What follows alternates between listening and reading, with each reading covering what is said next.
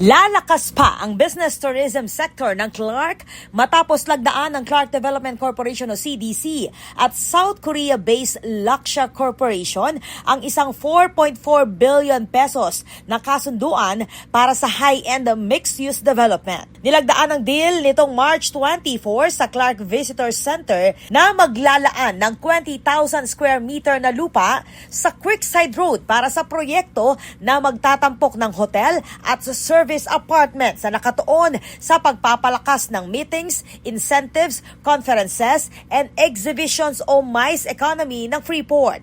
Ayon kay CDC President and CEO Attorney Agnes VST De Valadera, mahalagang hakbang ito sa pagpapalalim ng economic ties ng Pilipinas at South Korea kasunod ng bilateral engagement ni na President Ferdinand Bongbong Marcos Jr. at Lee Jae-myung noong March 4. Sinabi naman ng Laksha na magsisilbing catalyst ang proyekto upang iangat pa ang Clark bilang premium destination sa pamamagitan ng high-end residences, hotel and retail components.